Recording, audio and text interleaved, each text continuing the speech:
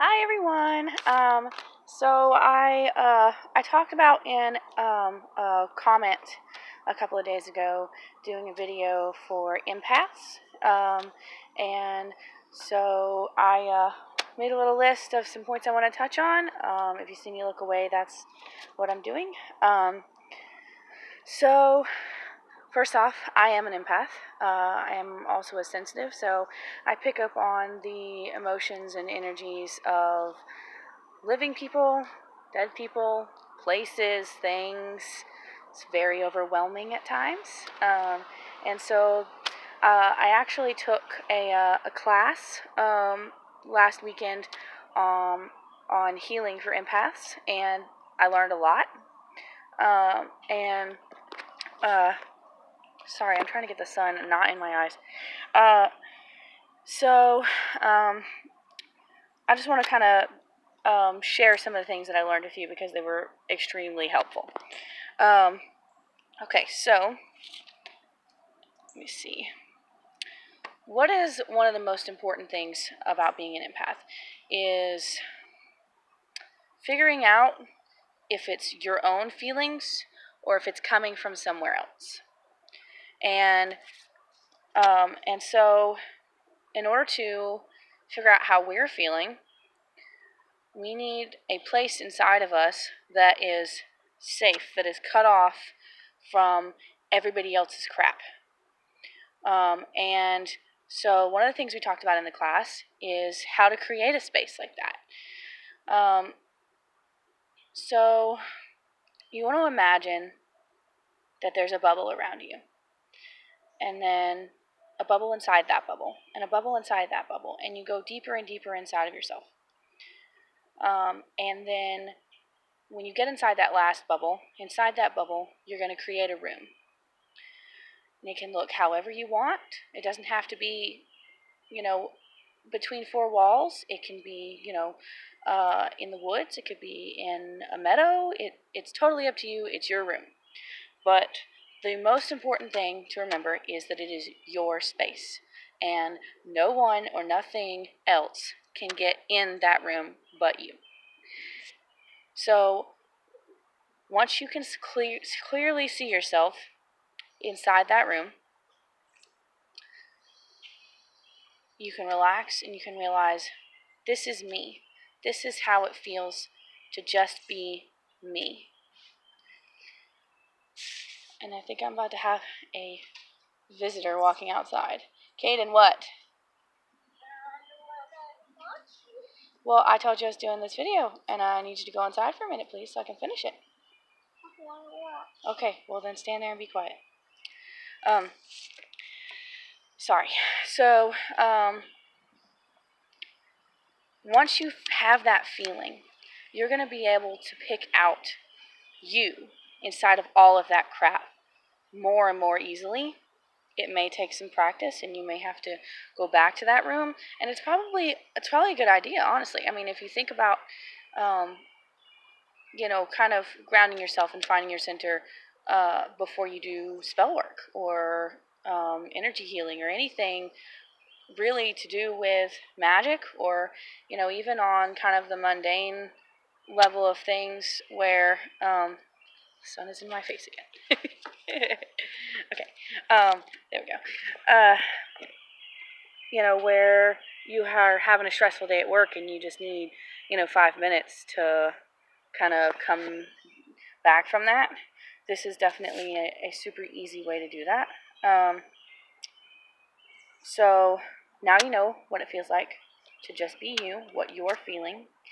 And so as you come back out of that room and out each bubble and the next bubble and the next bubble, and you start to notice other people's feelings and other people's crap just kind of weighing you down, you are not obligated to hold on to that. That is very important for you to realize, is just because we have this ability does not mean that we have to carry everybody else's stuff around with us all the time. That's not how this works. So, how do we get rid of it?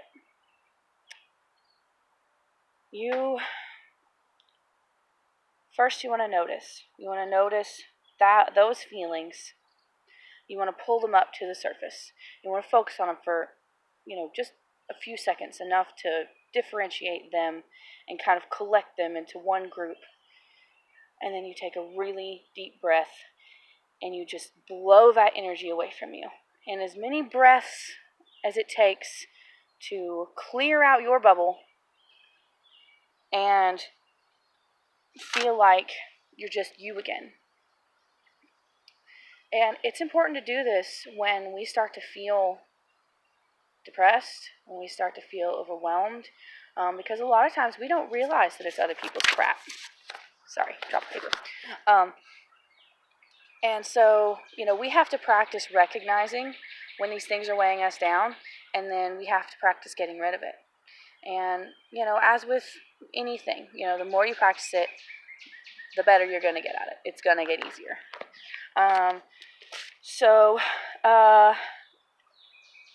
Let's see. Some people like to do grounding where they put things into the earth. And what's important to remember, yes, Caden. What's important to remember is that whatever you put down into the earth, if you're not filling that space with something else inside of you, that same crap is going to come right back up. So as you push that energy out, you got to fill your bubble back up with you, with, good feelings and happy feelings. If you have to think of, a certain happy memory that helps you find those emotions and that good energy, and then you fill up that last bubble, that final bubble that's around you. You fill that up with those things so that other things can't get back in. And so that brings me to the next important thing, is when we come up against something negative, whether it be, somebody who's depressed and, we're just getting, we're getting all of their, just junk all over us, we tend to kind of recoil back. And we sort of go within ourselves a little more. We go inside that second bubble. And so then that first bubble outside of us, it gets full of that stuff. And, the same goes if there's, some sort of spiritual attack. For me, this happens when I go into a hospital. Every time I go into a hospital. I have this... There's a big spider. Caden, it's just a spider, all right? You need to go inside if you're going to keep interrupting me.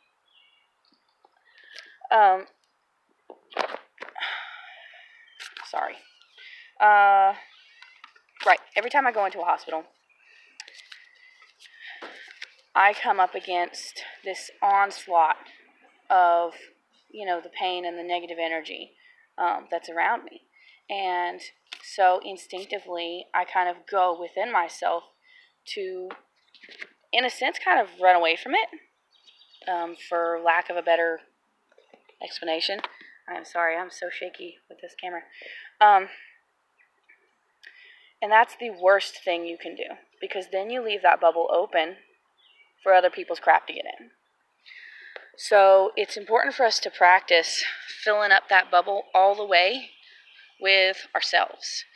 And then when we come up against something, don't recoil back. Don't pull away. Just keep on filling that bubble up with just you so that nothing else can get in. And one of the best ways to keep other things from getting in is shielding. Now, people talk about, putting shields up before they go in somewhere like a hospital or somewhere negative, where they, a bug in my eye, where they might come up against, pretty powerful negative energy. And the problem is, imagine that you have put this bubble around you, and then you walk into the nastiest lake that you can find. And then all of the gunk that's on that lake is now all over your bubble. Okay, so then you're carrying that. You think that it's on the outside, so you're protected. But if you don't cleanse that away, if you don't get rid of that, then you're still carrying it around with you either way, whether it's inside the bubble or outside the bubble. You could, do some big ceremony and take your bubble down, cleanse yourself, whatever. But the easiest thing to do is this. We have our body's natural shield that we wear all of the time and we never have to take off. And we wash it pretty regularly, every day, every other day, something like that. And we don't even think about it. And that shield is our skin. So if you keep that focus of that bubble being your skin, that shield is your skin, you already have it. Then when you deal with, whatever you're walking into, and you keep yourself filled up with you, and you don't let the other things in because you consciously focus on you and keeping that bubble full. Then you come home and you take a shower and you wash all of that crap away. And you don't have to have, herbs or fancy crystals or, whatever, pick your poison, in order to do that. I mean, sure, you can, if that is, whatever floats your boat. It's up to you. But that's just a very, very simple way to get rid of all this stuff, because sometimes we just don't have time to, go through some big, ceremony or, I can't think of the word right now. Hold on. Kaden, there's glass down there. Get away from it now. Sam already stepped on it once. Get up here, please. Sorry. So, my arm is getting tired. Okay, so, it's just something really important that, I didn't know. I paid $20 for this class that was absolutely 100% worth it. And I learned some of the most obvious things that never occurred to me. A lot of you, I think, when you practice creating your room, will realize that it's something that you naturally did as a child. It was your imaginary world. And you go back to that same place. We stopped doing it as a child because we thought, oh, we're bigger now, this isn't important, so we move away from it. But it's very important, and it's extremely useful in protecting us. Let's see. Let me look at my list here.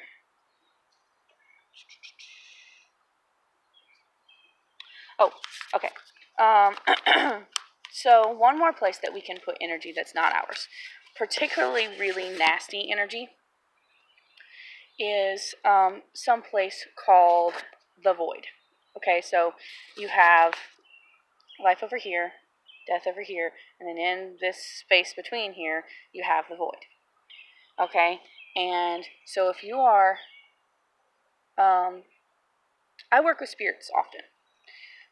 And if I come across something particularly nasty,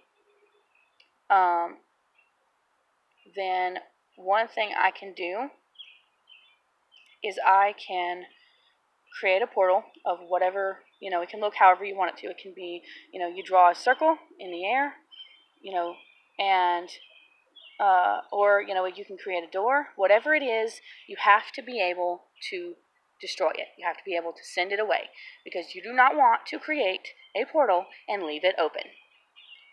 Recipe for disaster. Okay. All right. So, for me, I work well with just seeing a circle. Some people might work with the door. Sorry. Let me try switching hands here. Okay. So you're gonna open that doorway, portal, whatever, and you're going to sort of energy shove. That's the best way I can explain it.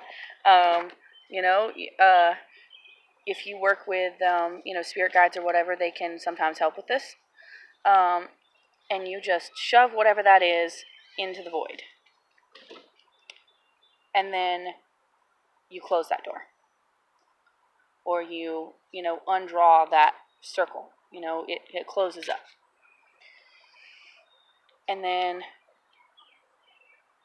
and then you don't have to deal with it anymore. And that doesn't necessarily have to be, an entity. It can be, anything. It can really just be, you've walked in the hospital, you come out with just this crap load of everybody else's shit all over you, and you just, you blow it off of you and into that doorway, and then it can't just come right back, like a yo-yo. So if that's a concern, then, that's an option. One last thing I want to talk about is for anybody who has kids. Let me find somewhere to sit down. Hold on. So if you have kids, particularly really young, my son is 5, you want to create this safe room, this safe space for them, so that they get used to what it feels like just to be them. And the easiest way to do this is to go in their room and just imagine a bubble. Imagine this impenetrable, safe bubble that is going to block out anything that means any harm. And you can do it in your room too. Hold on, Kaden. You can do it in your room too. Or around your house if you, if you have the energy and the patience to do that, which I don't. But, what, son? Friday. This is Kaden. Okay, so hold on. You can tell me in a minute. Okay, I'm almost done.